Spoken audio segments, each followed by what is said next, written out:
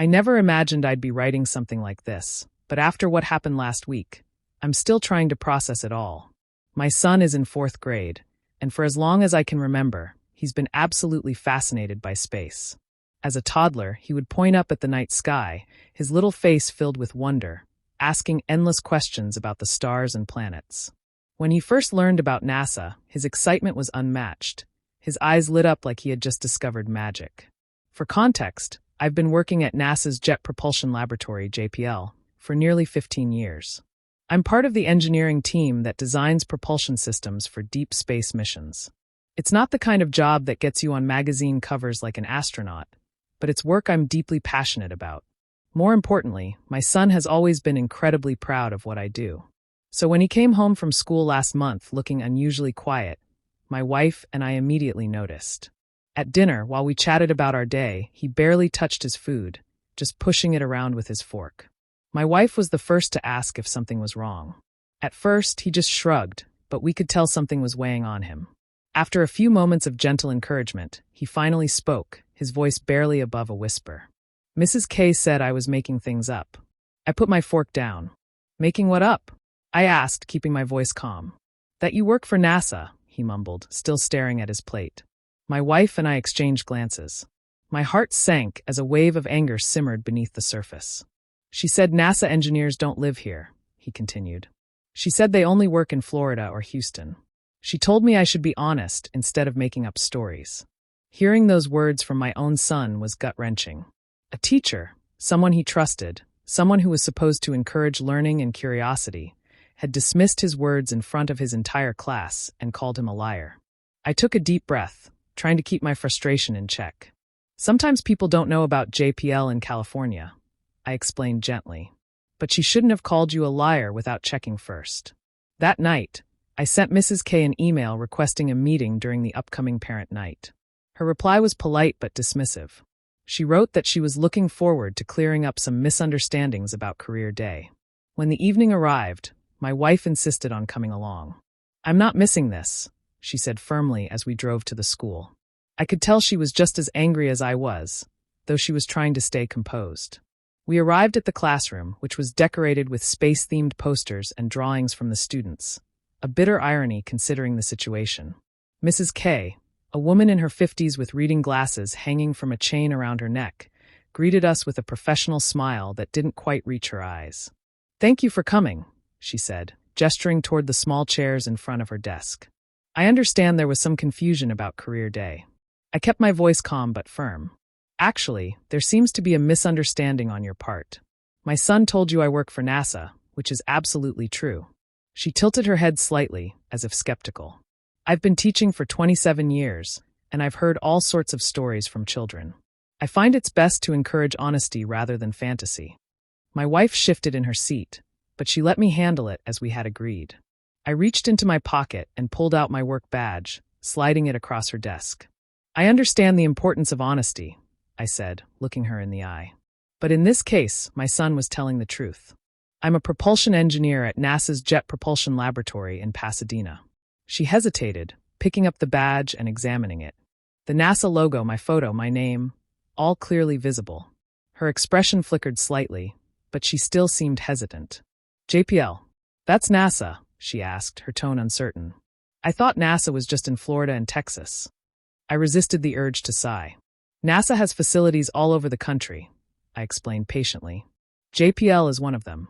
We work on robotic space missions, Mars rovers, deep space probes, planetary exploration. Everything we do helps push the boundaries of what's possible in space. For a moment, she was silent. Then, something in her demeanor shifted. Whether it was embarrassment or simply realization, I couldn't say. I didn't need an apology. I didn't need an explanation. I just needed her to understand that my son deserved better than to be dismissed for speaking the truth. That night, as we walked out of the school, my wife squeezed my hand. She won't doubt him again, she said. I looked down at my son, who was beaming up at me, finally reassured. No, I agreed. She won't.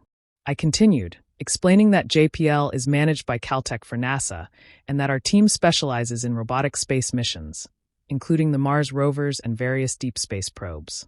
As I spoke, I saw the certainty in Mrs. K's expression waver. She slowly handed my badge back, her fingers hesitating around its edges. I wasn't aware, she admitted, her voice quieter now. But surely you understand why it seemed unlikely. My wife, who had remained composed up until now, finally spoke, her voice calm but firm. What seems unlikely is that you would publicly call a child a liar without bothering to verify his words first. Mrs. K's face flushed, but my wife continued. A simple question, or even a quick internet search, would have prevented you from humiliating our son in front of his entire class. The teacher's lips parted slightly, as if to protest, but she hesitated. I wouldn't say I humiliated him, she murmured. I met her gaze. You told him he was lying for attention, I said, keeping my voice even. And you did it in front of his peers. How do you think that made him feel? She was silent for a moment, and then, with a quiet sigh, she looked down. You're right, she admitted. I should have handled it differently. I apologize. My wife didn't let her off so easily. We're not the ones who need the apology, she pointed out. Mrs. K nodded immediately. Of course. I'll speak with him tomorrow and correct the misunderstanding with the class. I shook my head. A private apology isn't enough. You questioned his honesty in public, so the correction should be just as public. We spent the next few minutes discussing how she would address it, and eventually she agreed, not only to apologize to my son in front of his classmates, but also to use the opportunity as a mini lesson on NASA's various facilities across the country. As we stood to leave, an idea struck me. Actually, would you be interested in having me come in for a proper career day talk? I asked. I could bring some approved materials from JPL. The kids might enjoy learning more about the Mars missions. For the first time that evening, Mrs. K's guarded demeanor completely shifted. Her eyes widened, and her smile, unlike the polite one from earlier, seemed completely genuine. That would be incredible, she said. The children would love that. 2 weeks later, I found myself standing at the front of my son's classroom, facing 25 eager fourth graders. I had brought along NASA-approved handouts, a small model of the Perseverance rover, and video clips of our missions that had been cleared for public viewing. The kids were electric with excitement, their hands shooting into the air faster than I could call on them. Each question they asked carried that pure, unfiltered curiosity that makes this kind of work so rewarding. But what meant the most to me was the way my son looked at me. The pride in his eyes as I explained what we do at JPL made all the frustration, all the misunderstandings, completely worth it. At the back of the room, Mrs. K stood watching, engaged and even asking a few thoughtful questions herself. After the presentation, as the students filed out for recess, she approached me with an expression that was equal parts gratitude and humility. I made a serious error in judgment, she admitted. I've learned an important lesson about not making assumptions, and about doing my research before I challenge a student's statement. Since that day, something in my son has changed.